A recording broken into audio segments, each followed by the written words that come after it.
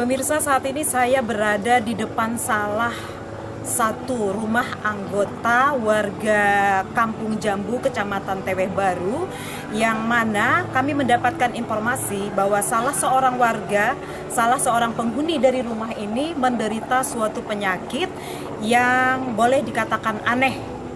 Karena penyakit ini merupakan penyakit langka yang masih belum diketahui penyebabnya. Untuk mengetahui lebih lanjut bagaimana penderita penyakit aneh tersebut, mari ikuti saya masuk ke dalam rumah. Bertahun-tahun didera oleh suatu penyakit yang tidak tahu dari mana datang dan sumbernya, membuat satu keluarga di desa Kampung Jambu, Kecamatan Teweh Baru menderita berkepanjangan. Penyakit yang diawali dengan perasaan lemas, tidak bertenaga, dan tidak dapat bergerak untuk melakukan aktivitas sehari-hari.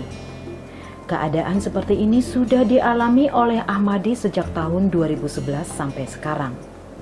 Yang lebih miris lagi, ternyata kakak perempuan tertua dari Ahmadi juga menderita penyakit yang sama dan sudah meninggal pada tahun 2008 yang lalu.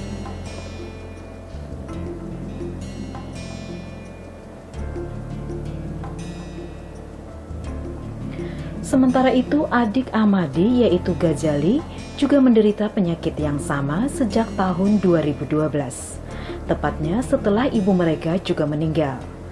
Tetapi Gazali masih sedikit beruntung karena sampai sekarang masih bisa berjalan walaupun harus dibantu atau dipapah oleh orang lain. Berbagai upaya sebenarnya sudah ditempuh oleh keluarga ini. Salah satunya dengan menggunakan cara-cara tradisional dengan pertimbangan lebih murah dan bisa dijangkau. Keinginan untuk memeriksakan diri ke rumah sakit setempat sebenarnya sudah lama diharapkan. Tetapi karena keterbatasan biaya, keinginan itu hanya menjadi keinginan yang terpendam. Beruntung, ada warga yang peduli dan melaporkan keadaan keluarga ini kepada petugas kesehatan setempat. Sehingga keinginan keluarga ini bisa tercapai untuk mendapat pengobatan dan perawatan dari rumah sakit. Salah seorang anggota keluarga di rumah ini juga, Pak, ya? Bukan. Bukan. Ya, kita lain rumah. Warga masyarakat, Iya. Cuman ada hubungan keluarga. Iya, ada hubungan keluarga. Menurut Pak Bahtiar sendiri, keberadaan keluarga ini sangat cukup lama sekali, Bapak, barangkali yang Iya. berbeda seperti ini. Iya. Dipikirkan ya saudara Ahmadi kurang lebih hampir 5 tahun lah. 5 tahun. 5 tahun, ya. 5 tahun Yang tidak dapat bergerak Tidak sama bisa sekali, bergerak, ya. iya. Cuman namanya tidak ada konsolidasi Iya. dari pihak manapun kan agak susah lah. Nah, cuman akhir-akhir ini ya sudah ada datang dari dinas. Dari dinas kesehatan Iya, maksudnya? dari dinas kesehatan, dari puskesmas Teweh Baru Mhm. yang menangani wilayah Iya. daerah sini. Ya cuman itu harapannya yang pasti mohon dibantu seperti apa Iya, Pak. untuk kelanjutannya ini kan. Mhm. Soalnya yang sakit ini kan pada 3 orang, Pak, ya? 3 orang, istilahnya yang mencari nafkah semua di dalam rumah. Iya.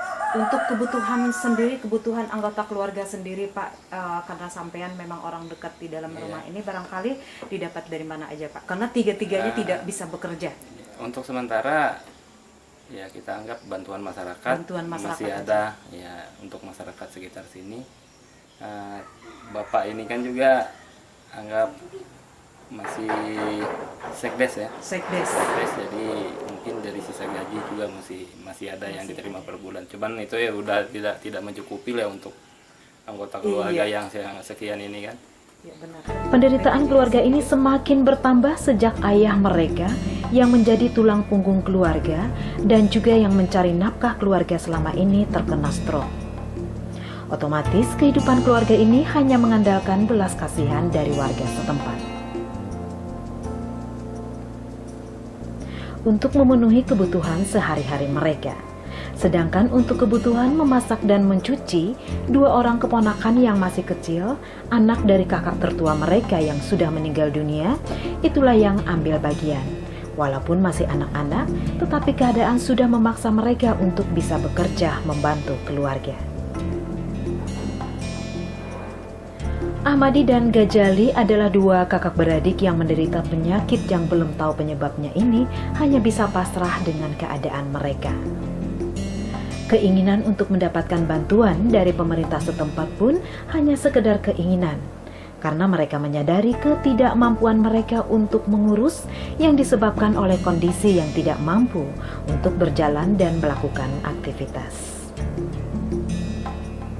Saat ini hanya kepedulian dari orang-orang di sekitarnya lah yang dibutuhkan mereka, yang tentunya dapat menjadi semangat mereka untuk mendapatkan secercah harapan untuk hidup lebih baik lagi. Hidup memang memerlukan sebuah perjuangan, dan perjuangan tidak akan pernah berhenti selama kita masih hidup. Dan perjuangan itu akan semakin bermakna apabila juga dibarengi dengan kepedulian terhadap sesama. Firdaus Batara TV melaporkan.